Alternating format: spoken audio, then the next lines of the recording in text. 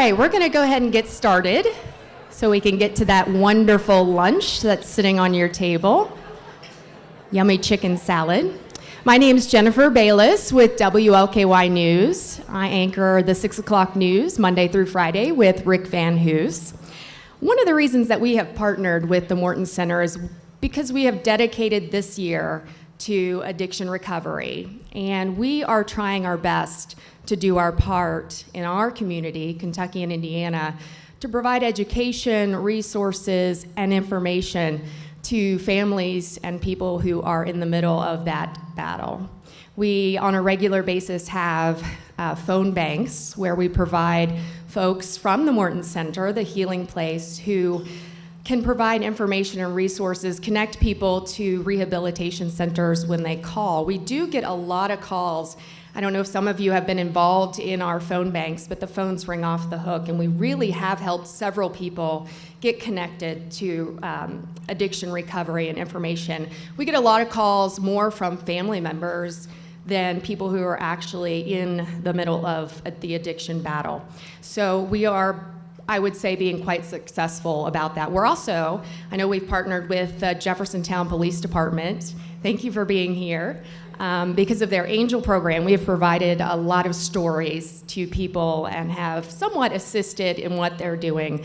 We are doing stories until the end of the year focused on addiction recovery. I never use the word addict because I feel like we have so many labels in this world, and when you're in the middle of that, you don't need another label, more stigma, and stigma is one of the other aspects that we're trying to stamp out with our State of Addiction series. We use the hashtag State of Addiction, so if you have anything addiction recovery or associated, please use the hashtag State of Addiction. And it's not only WLKY, it's our entire Hearst family across the country.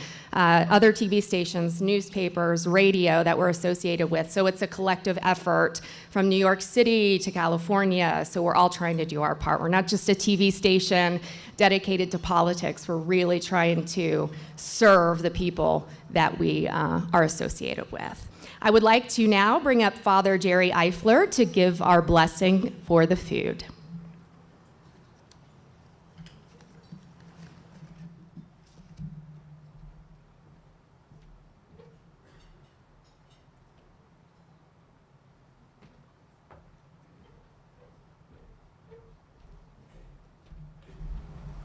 Good morning. It's good to be here. I always look forward to the opportunity to come and be part of this luncheon for the Morton Center. A couple of days ago, I was thinking about the Morton Center. I had the privilege of being on their board at one time and have been involved in the center for a long time. And it dawned on me that what you and I take for granted, two people brought together to us, and they were faith-filled people, which I think is very important in this day and time. John Walsh and Jane Morton Norton. They both knew the gifts of faith and hope and charity. And April the 1st, 1984, was the beginning. They were the co-founders of the institution that you and I recognize and support in so many different ways today. That also was founded on faith and hope and charity. And people who come to our services and who want to be part of the healing aspect of and the formation of the Morton Center bring a lot of faith. Faith that there they'll find what they're looking for. Faith that they will be able to control situations in their own life in various forms of addiction. And they have faith in the institution itself. The people who serve these individuals, our patients or our clients, are also faith-filled too. They have a belief in the change that can take place when God is in the center. And so it's from faith to hope, stimulating a wonderful way to be able to look beyond the pain of today and hope for a healing light of tomorrow. And then, of course, there's the greatest of all gifts, love. Love which is shared in the healing process. love which goes back to the homes, to the businesses, the places where they live. And they bring a new light of faith, hope, and love. With that thought then, let's pray the prayer that we know that blesses our food as we pray, "Bless us, O Lord, and these thy gifts, which we are about to receive from thy bountiful hands through Christ our Lord. Amen."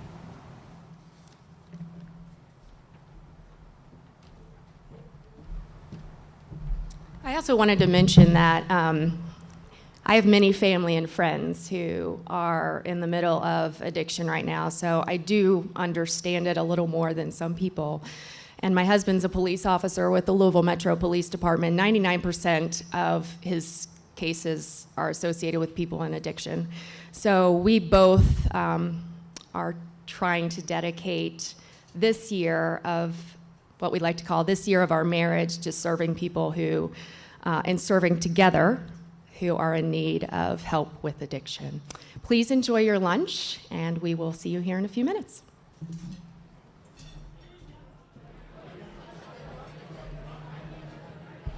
How about that lunch? Please continue to eat, but we're going to continue with our program today.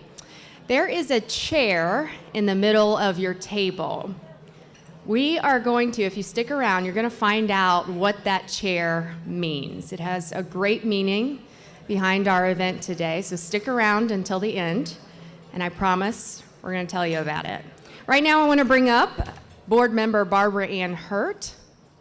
Miss Barbara. There she is.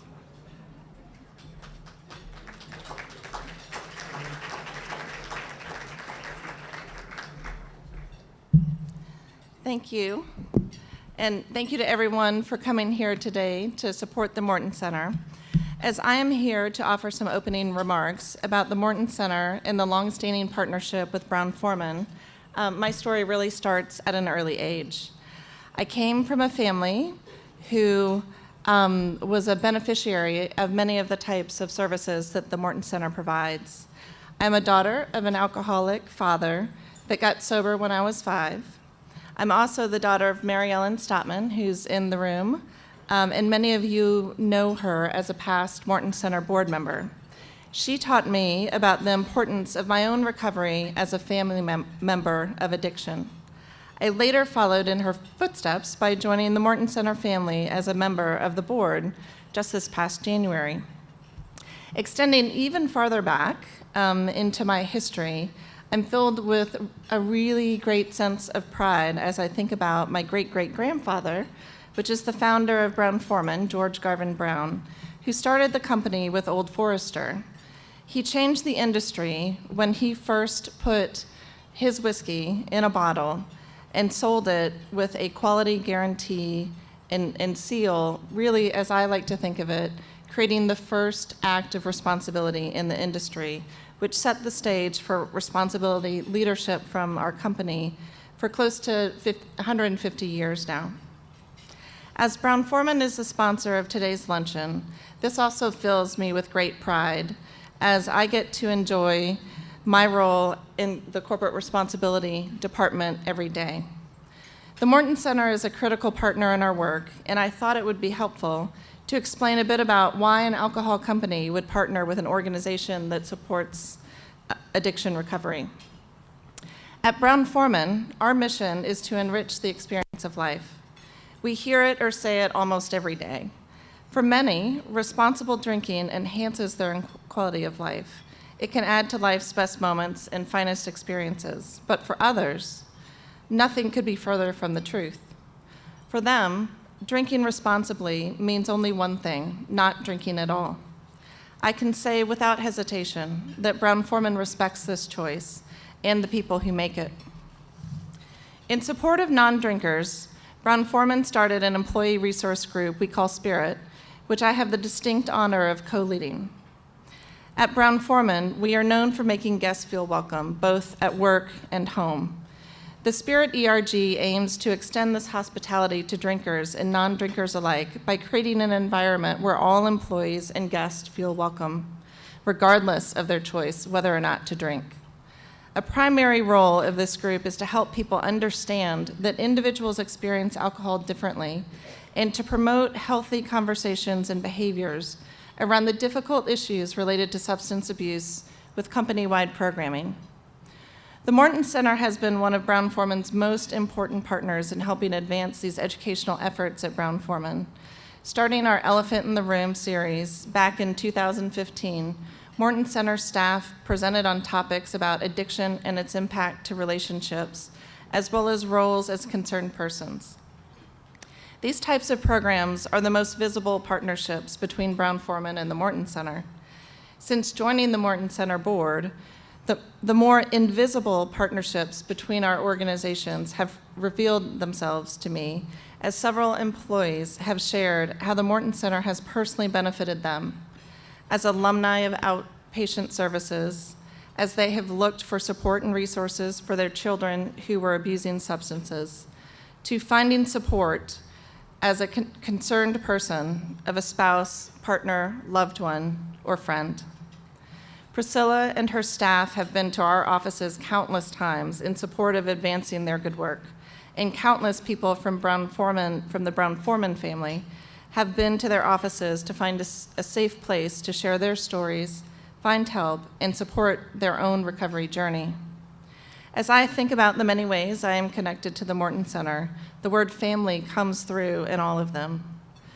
For me, the unique approach of Morton Center that the Morton Center takes, recognizing that substance use disorders affects not only the individual, but also their family and support system, means there is an approach that truly can stop the cycle of addiction from passing on to new generations. As a company that hopes to be around for many generations to come, we couldn't be more proud of our sponsorship with the Morton Center and grateful for their support and perspective to help our efforts of preventing and eliminating alcohol-related harm. Today, if you are new to the Morton Center, welcome to the family. For those who have been connected for a longer time, thank you for your continued involvement and help that allows the Morton Center to continue providing critical services to individuals, families, and our community for generations to come. Thank you.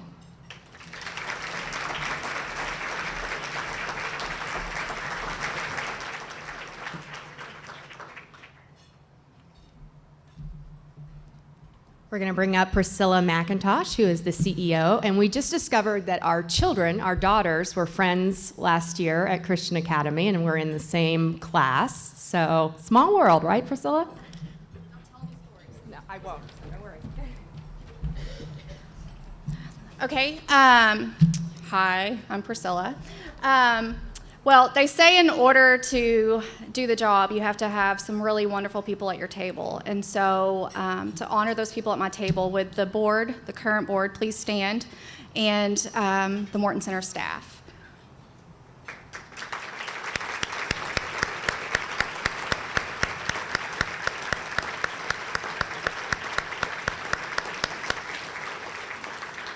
Thank you all so much. Being able to serve and being able to do what we're all there to do and be passionate about it. So thank you all so much. I'm here to be able to present Mr. Don Baxter an award. This year we're going to honor Mr. Baxter the Stephen C. Galt Stewardship Award, and honoring him and being able to say thank you for his recognition and donor and establishing the outstanding and sustained record of giving to the Morton Center and serving as inspiration to others. And on behalf of the Morton Center Board, we would like to present. Look what you did, Dawn. I know. So Dawn, if you'd please come up. See, it stops now.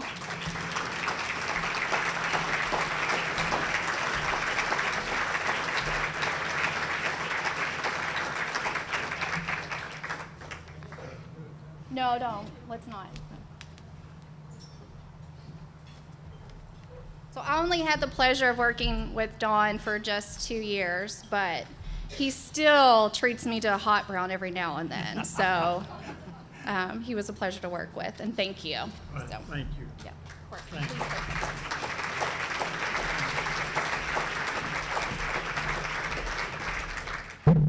Oh, Thank you, Priscilla.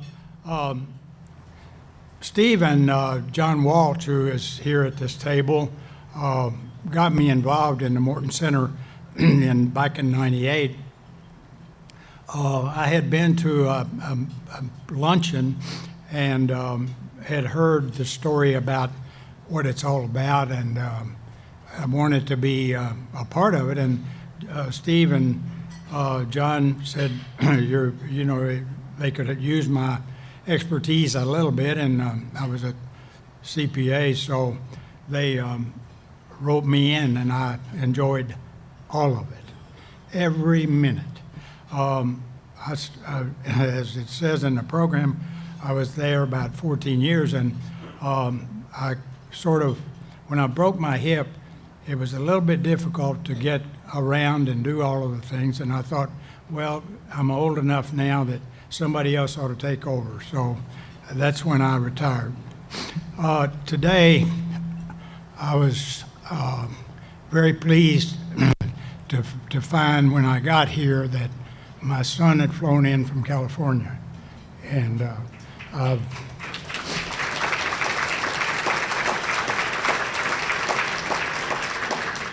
it was a real shock and a very pleasant surprise. Also, I have in my table today my other son and his wife who live in Oldham County, my sister who lives in Shelby County, some other friends that have been 50 years. I'd like to have been friends. They knew me before and after too. And then the newest person at my table is married to my niece, and my niece was unavailable to come today, so for that, but I appreciate all of the people who did come, and this looks like a wonderful room, and the Morton Center is very deserving of everybody here. Thank you.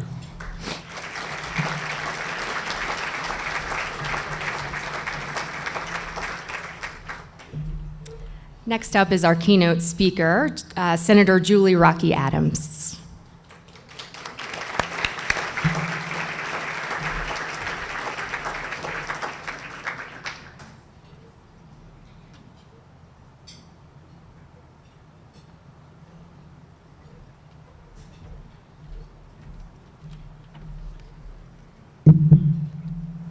I have my water to the line of waters up here. All right. Well, thank you all for inviting me to speak at the Morton Center's annual luncheon to raise money for families that cannot otherwise afford the wonderful services offered by the region's only privately funded nonprofit facility treating chemical dependency and other addictions. I applaud the Morton Center for taking a holistic and progressive approach to this crisis by offering programs for families of addicts, art therapy for their children, and most recently, medication-assisted treatment for the addicts themselves. Since first going to Frankfurt as a state representative in 2011, I have personally witnessed the evolution of public policy concerning addiction in Kentucky. We have all heard the term that we can't arrest our way out of this problem, and Kentuckians now look upon addiction as a public health and workforce development issue instead of just a criminal justice problem. The sheer dimension of the opioid addiction epidemic forced policymakers to change their long-held ideas regarding addiction. Did you know that drug overdoses are now the leading cause of death among Americans under 50? Our state's addiction statistics are staggering, and they are particularly overwhelming when you consider every single number that makes up those statistics represents a family's heartbreak and, for too often, a person's loss of hopes and dreams. 1,404 people in Kentucky died last year from overdoses. The largest demographic to die from overdoses were people aged 35 to 44, and 34% of overdose deaths involve the use of heroin. Of course, as rates of addiction go up, so do the number of people running into trouble with the legal system, and so do the number of children who see their stable homes crumble and end up entering our state's foster care system. The number of kids in foster care jumped to 8,500 this year alone. Almost 600 more kids are in the system than in the previous year, and the system is overwhelmed with kids bouncing from home to home in a way that makes it almost impossible for them to maintain their innocence and self-worth and sense of hope. Also tragic are the number of hospitalizations for babies in Kentucky with neonatal abstinence syndrome, which is a complex of symptoms consistent with the opioid withdrawal that is truly harrowing for a newborn. 17 years ago, the number of babies with this syndrome was 17. 10 years ago, the number was 209. And last year, the number was a staggering 1,234 Kentucky newborns who drew their first breath struggling with neonatal abstinence syndrome. So, what is the best public policy for Kentucky to this nationwide epidemic of opioid addiction? I want to highlight what the General Assembly did in 2015 with the passage of Senate Bill 192, because it was groundbreaking even on a national level. It gave money to the State Justice and Public Safety Cabinet to add medication-assisted treatment to the incarceration programs. At the time, there were not many states doing that, and in the past, treatment was often limited to a weekly visit by a pastor or maybe an AA volunteer. And jailing addicts was an anathema to the many treatment advocates. As an early adapter of the provisions made available in Senate Bill 192 was the Kenton County Detention Center in northern Kentucky. The jail started a full-time therapeutic community aimed at rehabilitation within its own walls, providing inmates the services that provide treatment centers offer on the outside. Inmates complete up to a 6-month recovery regimen, and those that stay longer become peer mentors. There are GED classes, 12-step meetings, physical exercise, prayer and meditation, and counseling, and extensive writing assignments for those derelict in their confronting the issues that landed them in custody in the first place. And most importantly, those leaving the county jail are getting help with re-entering society through a Vivitrol shot, which is a prescription drug that blocks the opioid receptors in the brain and says, heroin, you can't get in.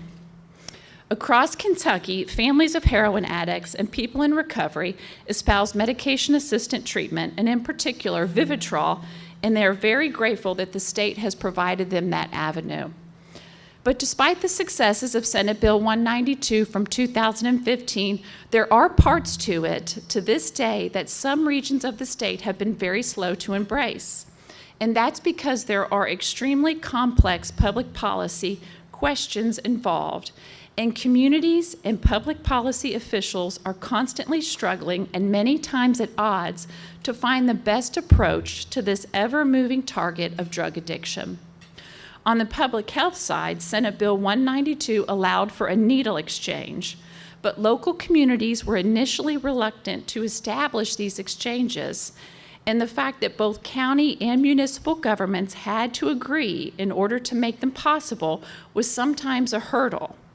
Yet when I was preparing these remarks, the Cabinet for Health and Family Services website listed 29 exchanges that were open, and 7 more have been approved to be open.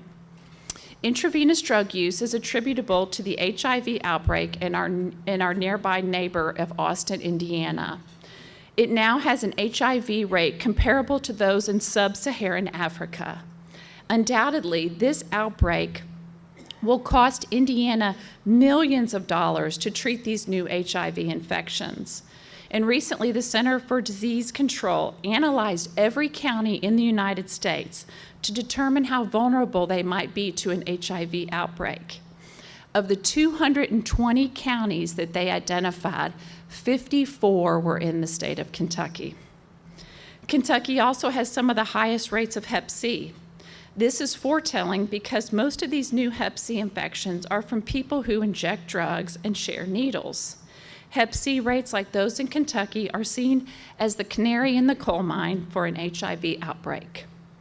To save more lives, Senate Bill 192 also allowed pharmacists to receive special certification to to dispense naloxone, which is a drug designed to reserve an opioid overdose, to people without a prescription. Expanding people's access to this overdose reversal drug worked, but there is also a cost issue for local governments that is not insignificant. Pharmaceutical companies have gone from charging $7 a dose in 2015 to $40 a dose today. For example, the Lexington Fire Department, according to the Herald Leader, is on course to spend a record amount of naloxone by year's end. Some estimates anticipate over $100,000 will be spent in the overarching goal of saving lives. But those are not insignificant dollars to our cash-strapped municipalities. And even before Senate Bill 192, the Kentucky General Assembly recognized the dangers of opioid addiction and passed some bold legislation. Going back to July 1998, which was well before my time in Frankfort, the General Assembly passed House Bill 115, and it created the first prescription drug monitoring program to track individuals' opioid use, along with the prescribing and dispensing of those drugs. It's the Kentucky All-Schedule Prescription Electronic Reporting System, or CASPR as it's known, and it allows the state to see if a doctor's habits are not up to evidence-based guidelines or if patients are shopping from doctor to doctor for more pills.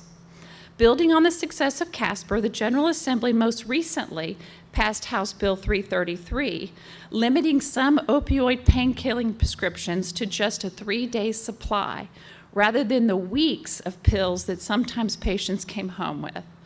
Sponsors pointed to past studies showing that 86% of users who inject opioids used prescription pills non-medically prior to developing their heroin addiction.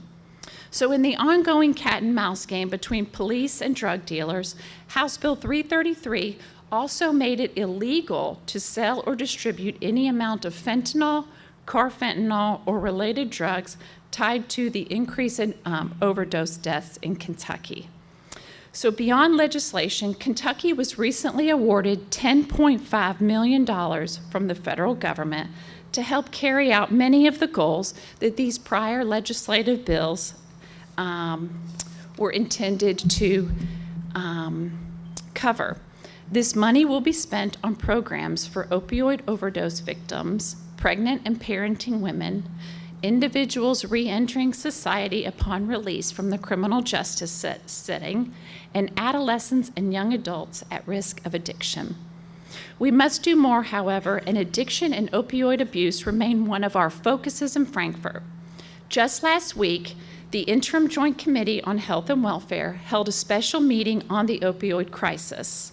As chair of the Senate Health and Welfare Committee, I was deeply involved with the day-long event, and I fully expect some new legislation to be introduced in the upcoming session based upon testimony heard.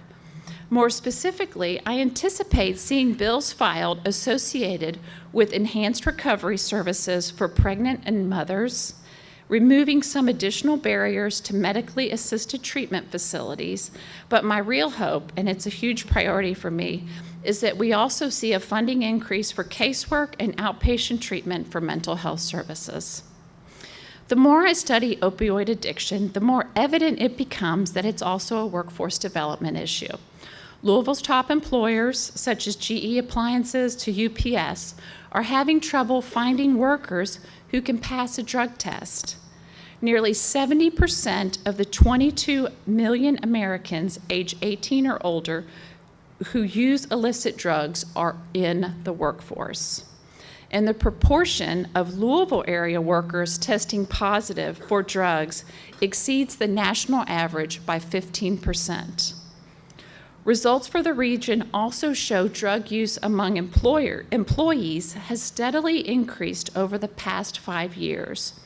While marijuana was the most prevalent illicit drug detected in Louisville's general workforce, positive tests for heroin were 150% higher than the national average both in 2015 and in 2016. So I'm convinced that the opioid crisis is one of the most significant challenges we face. It shows no bias toward rich or poor, young or old, urban or rural. This epidemic touches nearly every Kentucky resident and is going to continue to be a major challenge as state lawmakers prepare for the 2008 legislative and budgetary session. At this point, the only bill that has been filed for consideration in the next legislative session is one that would require drug testing for people seeking public assistance. You never hear people say a budget session will be easy, and in fact, we often say it'll be brutal. Next year's, I think, is that times 2. We know Kentucky has a pension crisis that's strangling our budget and making it harder to come up with money for schools, the criminal justice system, and of course, drug treatment and recovery. But still, we have needs that simply must find a way to meet. How we achieve that may very well be the big story of 2018, and I can't tell you how that plot line will go yet, but I do have hope.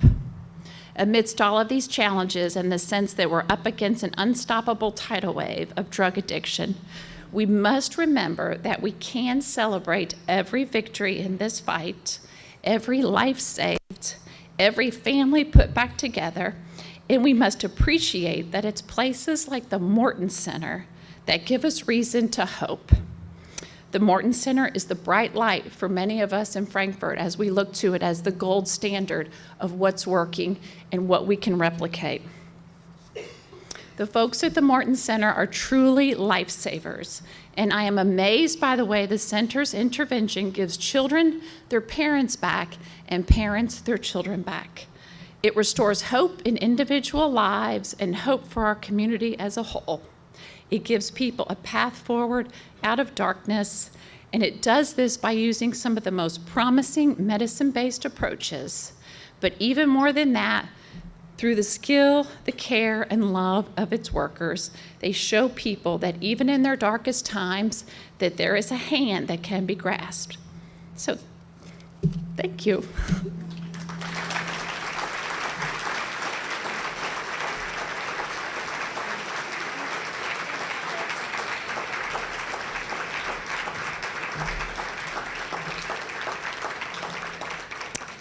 Please welcome our next speaker, alumni speaker, Robert Rogers.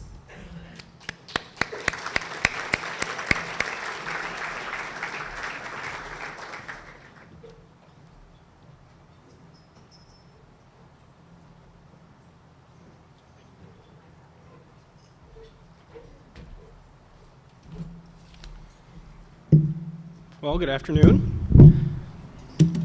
I'll tell you, as somebody who came through the Morton Center a few years ago, I really appreciate everything that you guys are doing here today. Spending your time, the folks who shared as well. I'm going to share a little bit of my story. I had a couple pages written out, and I don't know, it just doesn't quite feel like the right things to say right now. So I was part of the IOP program at the Morton Center, and we would start every session off by, you would say what your drug of choice was or what your addiction was, and then you would say, what brought you here. So my drug of choice was alcohol. What brought me here is a very good friend of mine who I love and respect asked me to come, so I said, yep, Jim, whatever you want, I'll do it and be happy about it. So although I think he bamboozled me a little bit, he did not tell me it was going to be this nice. So I had to step it up a little bit. Really to get through this, I need some really bad coffee and some angry old men to stare at me. But I figure out, we'll make it work. And specifically, we want to talk about, in the rooms of recovery, oftentimes you hear this, you've earned your chair. Right? You deserve to be where you are because there's consequences to how you've behaved, but often because you're at a point in your life where things are getting good for you again. And when you've had hard times and you've done some things you're not proud of, and you're starting to feel good about yourself, sometimes you don't feel like you deserved it. So, you earn your chair, in addiction, I feel like you earn your chair in two ways. One is you deserve to feel better if you're doing the right things to get better. The other is that there are consequences that need to be dealt with and that you need to work through. The Morton Center specifically helped me a tremendous amount in both those ways. When I showed up for my intake my intake interview, I had I think 2 hours prior to that I had been in down at Louisville Metro. I got to spend the night. It was awesome. And we always talk about bottoms, and my bottom was I work in an industrial environment. I'm a manufacturing guy, and my company brought me here to start up a plant, and I had to wear safety shoes. So needless to say, when I got pulled over and they took me to jail, I couldn't wear safety shoes in jail. And it was December, so they gave me like hospital flip-flops to wear. And that was, to this day, I identify that as my absolute bottom, walking around downtown jail in flip-flops. That was not a proud moment for me. So I go in and I meet this wonderful person. She's here today, Lisa Ewan. She was my intake counselor, and I immediately knew that when I walked in those doors that if I did what these people told me to do, I stood a chance. It was not a guarantee. I had a huge stake in what was going to happen next for myself, but I knew beyond a shadow of a doubt I had a chance. I started doing all kinds of stuff that, a rough, gruff guy like me doesn't like to do, talk about your feelings. I couldn't displace blame. I had to own it. I had to take responsibility for the things I needed to do. I met some really, really good people, both folks who are addicts and not, people who I'm friends with to this day, that help me every day, really to be the best person I could possibly be. The one thing that sticks in my head more than anything else, they said, when dealing with addiction, the most successful people we see, they do two things. One is some level of rehab or talk therapy and a 12-step program. And I adopted that philosophy. I owned it, and I did what I needed to do to make myself better. And my seat in the Morton Center, it's a little bit weird too, because it has a kind of a strange trajectory. In recovery, because of some of my bad behavior, even though it had been a full year of being recovered, my company decided that they didn't want me to work for them anymore, or that particular plant didn't want me to work for them anymore, and they asked me to leave or go find a job someplace else in the company, and I did that, and I was transferring back to Detroit, where I'm originally from, and with my stuff packed in my car, I went to the Monday night meeting at the Morton Center. That's a 12-step meeting, and received my 1-year token, and then got in my car and drove myself to Michigan. Very, very afraid, very scared, but with a very strong base that I got while sitting in that chair at the Morton Center. After that, my marriage didn't work out, so I had to come back down here almost a year later, and to start my divorce proceedings. And sure enough, the day that I had my court date, when I left, again a difficult time, right? Not easy. But I got to go to the Morton Center that night, and then get my 2-year token for 2 years of sobriety. And those are all things that's what this place has meant to me. That's what it's allowed me to do. It's allowed me to stay clean and sober and be a productive member of society, despite my instincts to be less than. When I came back to Kentucky, which I'm very happy about, I love Louisville. What did I do the first chance I got? Monday afternoon, I showed up at the Morton Center, saw familiar faces, saw people I cared about, and it was like a homecoming to me, coming back to that place, and it's been very good to me. There's a couple things that a couple folks have talked about that I that I kind of touched on that I just want to kind of put an emphasis on before I wrap up. One is the stigma of addiction. It's rough. It's hard. Nobody wants to admit it. Once you do, you finally get any level of power, any level of sensibility back into your life. So for yourself or for anybody else, there's no shame in admitting that you've been beat by addiction, and that's actually the first step in the right direction to make your life better. We touched on the really wonderful people of the Morton Center. They are very wonderful. They are fantastic people. They are professionals. They help people every day. They save lives. Law enforcement officers, I would never have decided to get better if I hadn't got taken to jail. I didn't get a free pass. You know, it was not easy, and there was consequences, and I dealt with it. But I appreciate every day when law enforcement officers or judges have to make hard choices and have to have people face their consequences. So I appreciate that. The workforce. Like I said, I've set up several manufacturing operations in different places in the world or in the country, and I'll tell you that employees, you know, on the professional level as well as on the ground level, not being or being able to work for you because they can pass a drug test is a huge drain on what many businesses do every day. So I appreciate what Brown-Forman does.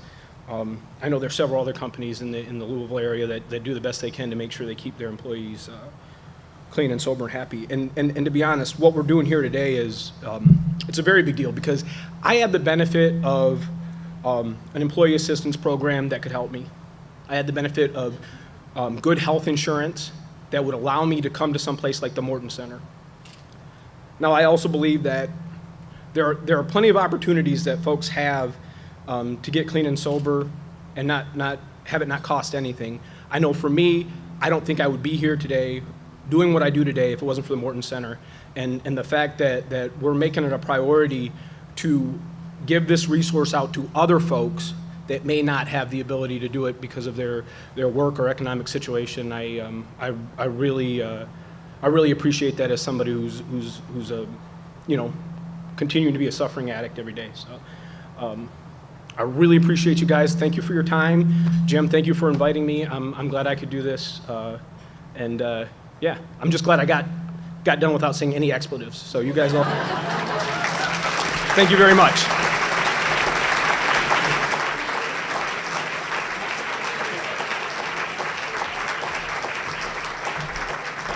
Robert has 4 years sober, so yeah. And finally today, I would like to welcome back Priscilla McIntosh, who is the CEO, for some closing remarks.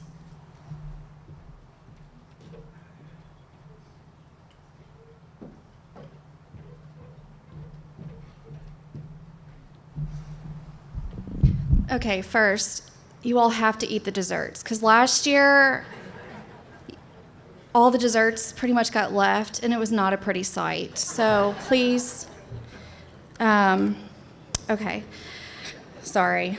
If you know me, you know I got to get some humor into some situations. So, first of all, thank you all so much. Thank you, Senator Julie Rocky Adams. Thank you so much for coming and speaking.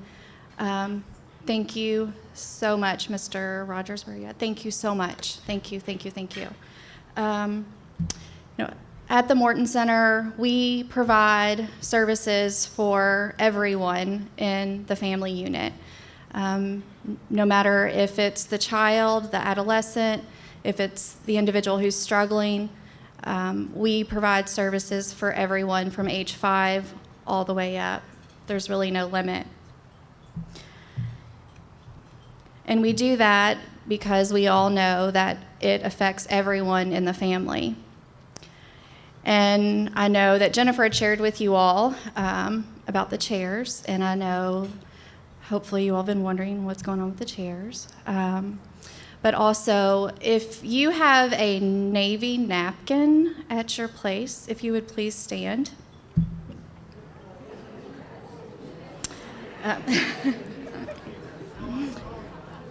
No, you're good. You're good. You're good. All right. All right. The reason that I'm asking you to stand is because 1 out of 10 individuals are not able to receive treatment.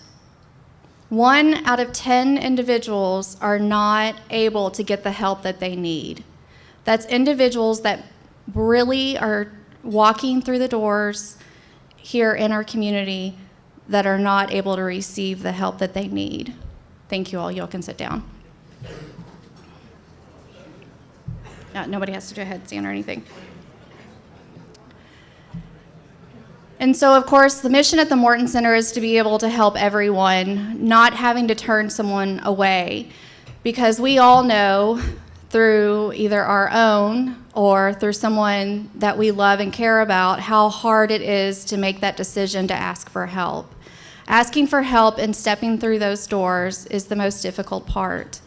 And so once you decide to ask for help and then having someone to then say the cost is or your insurance isn't going to cover, that is the breaking point. That is the last straw for some individuals. And so at the Morton Center, being able to provide that space, provide that chair, that's the reason why we're all here. That's the reason why we continue to provide the treatment. Those chairs, like the chairs that you see in the center of your tables, those are the chairs that we provide for the child who may be struggling with situations at home so that they can come into our expressive therapy. That chair is a familiar chair they come into every Tuesday and work with Taylor on our expressive therapy group. That chair is a familiar chair that the mother may be coming into to be able to have support for concerned persons every Thursday or every Tuesday. That chair is also a chair that is support for the individual who is struggling with addiction, that is able to come in every single night and to be able to get the service that are needed. There are also some tables that do not have chairs. Those are the chairs, those are the individuals that we were not able to provide the services for. So when you look at the opportunity to be able to help someone and to be able to provide the scholarships for someone, it's those chairs. Those chairs, the individual is able to walk into and have an environment that they are able to feel safe, that they are able to feel that someone cares and is able to help them along the path. So whether it's the child in expressive therapy, whether it's the mother who needs a support group, or whether it's the individual who's ready to ask for help. So I ask today for you all to please help me provide more chairs for the individuals. I also wanted to share with you all that I do have a matching opportunity up to $20,000 for any donation that is given for today to help match for more chairs to be provided. Being able just to say, yes, we have a chair, please come on in, let us help you. So thank you all. There's donation cards. Please provide those cards to your host, and please help us provide more chairs. Thank you.